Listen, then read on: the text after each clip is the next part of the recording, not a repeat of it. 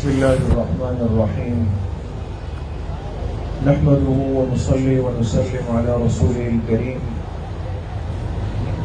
أما بعد فأعوذ بالله من الشيطان الرجيم بسم الله الرحمن الرحيم وأما بنعمة ربك فحدث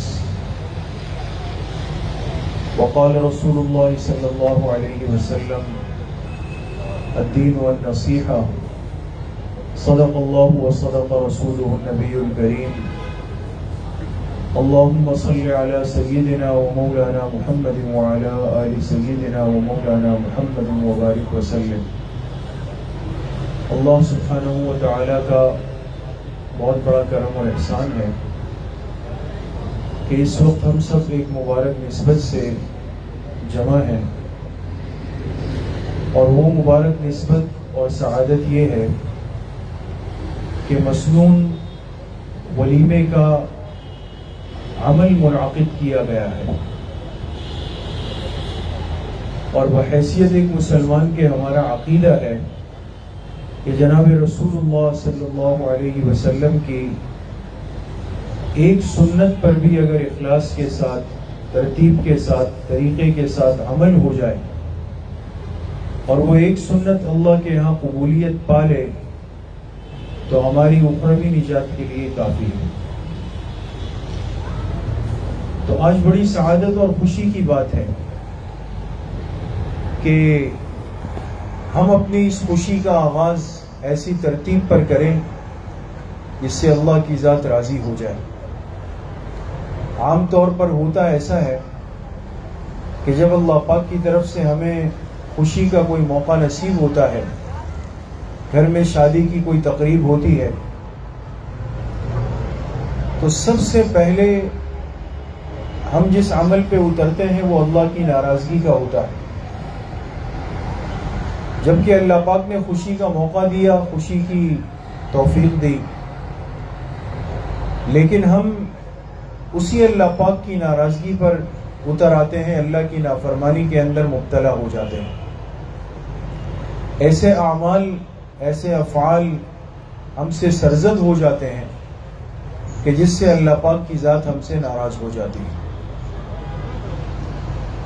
اس لیے میرے عزیزوں، دوستوں، بھائیوں اور بزرگوں، آج بہت بڑی ضرورت ہے کہ ہماری خوشی کی یہ تقریبات، چاہے وہ نکاح کی ہو، چاہے وہ رخصتی کی ہو، چاہے وہ ولیمے کی ہو، چاہے وہ عقیقے کی ہو، ہر تقریب ہماری ایسی ہو کہ جس سے یہ ظاہر ہو کہ یہ حضور علیہ الصلوۃ والسلام کے ایک امتی کی تقریب ہے، جس سے یہ ظاہر ہو کہ واقعی ایک مسلمان اپنی خوشی کا اظہار کر رہا ہے. افسوس یہ کہ آج یہ فرق بھی محسوس نہیں ہوتا. ہماری تقریبات کے اندر گناہ کے وہ سارے کام ہوتے ہیں جو واضح طور پر احادیث مبارکہ میں جس پر وعیدیں آئی ہیں، جس پر لعنتیں آئی ہیں، جس پر اللہ کی ناراضگی کا تذکرہ آیا ہے، لیکن ہم اتنا آگے چلے جاتے ہیں کہ خوشی کے اس موقع پر نافرمانی کے وہ سارے کام کر جاتے ہیں. نتیجہ یہ ہوتا ہے کہ آئی ہوئی اللہ پاک کی رحمتیں اور برکتیں ہم سے دور ہو جاتی ہیں. اس لیے میرے عزیزوں، دوستوں، بھائیوں اور بزرگوں، انسان کی زندگی کا ایک بڑا اہم ترین موقع ہے کہ یہ اپنی ایک نئی زندگی کا آغاز کر رہا ہوتا ہے. شادی اور نکاح یہ ایک زندگی کا آغاز ہے، صرف دو افراد کا جوڑ نہیں. دو خاندان آپس میں مل جاتے ہیں، دو نسلیں چل جاتی ہیں.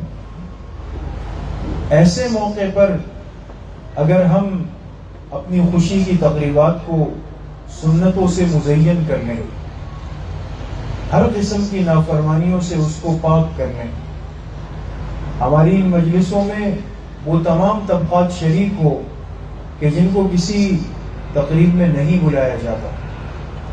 اس لیے حدیث پاک میں آتا ہے، جناب رسول اللہ صلی اللہ علیہ وسلم نے فرمایا، ان اعظم النکاح برکۃ ایسرہ مؤونۃ، سب سے زیادہ برکت والا نکاح، سب سے زیادہ برکت والی شادی وہ ہے جس میں مشقت کم سے کم ہو، یعنی تکلفات سے ایک مسلمان اپنے آپ کو بچا لے. جتنا زیادہ ہم تکلفات کے اندر جائیں گے، اور ہماری تکلفات کیا ہے؟ ایک چیز کی طاقت نہیں ہے، وسعت نہیں ہے، مالی اسباب نہیں ہے، لیکن دکھاوے کے لیے، اپنی ناک بچانے کے لیے قرض لے کر، بوجھ لے کر ہم بڑی بڑی تقریبات کرتے ہیں، بڑے بڑے رسومات کرتے ہیں، باقاعدہ اس کے لیے کارڈ چھاپے جاتے ہیں.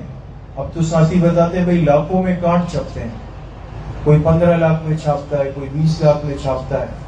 اس پہ ہم فخر کرتے ہیں، ہم نے فلاں جگہ سے چھاپا ہے، فلاں جگہ سے اس کی جو ہے وہ کمپوزنگ کروائی ہے، فلاں جگہ سے اس کا لفافہ لیا ہے، ایسی جگہ پر ہم نے جو ہے دعوت رکھی ہے، فلاں کیٹرنگ والے کو ہم نے ہائر کیا ہے.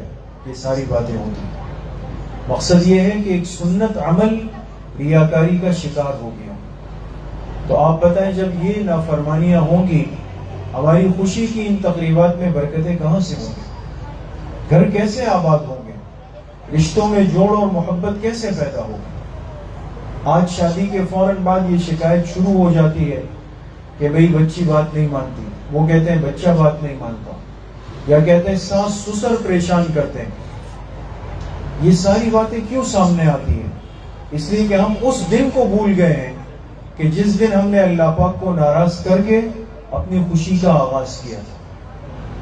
اس لیے بہرحال مختصر بات اور خلاصے کی بات یہ ہے کہ ایسی خوشی کے موقعوں پر ہمیں اپنے آپ کو حضور علیہ السلام کی سنتوں کے دائرے کے اندر رکھنا چاہیے. اگر خدا نخواستہ ہم سنتوں کے دائرے سے نکل جائیں، شریعت کے دائرے سے نکل جائیں، دین کے احکامات کے دائرے سے نکل جائیں، تو یاد رکھیں بہت بڑی مصیبت ہمارے سروں پہ کھڑی ہو جائے گی. آج آپ دیکھ سکتے ہیں ہمارے اس عزیز طالب علم کا ولیمہ ہے، یہ بھی تو خوشی کی ایک تقریب ہے نا، یہ بھی تو ایک عمل پورا ہو رہا ہے. لیکن الحمدللہ آپ دیکھیں کوئی ایسا عمل، ایسی چیز محسوس نہیں ہو رہی کہ جس سے ان بیٹھے ہوئے علماء پر یا مسلمانوں پر کوئی بوجھ آئے. کہ کوئی ویڈیو چل رہی ہے، مرد و زن کا اختلاط ہے، ڈانس گانے باجے چل رہے ہیں، ایسا کچھ بھی نہیں. یہ تقریب بھی ہے، لیکن فرق یہ ہے کہ یہ ایسی تقریب ہوگی کہ یہاں سے جانے والا مطمئن ہو کے جائے گا، دل پر بوجھ نہیں ہوگا.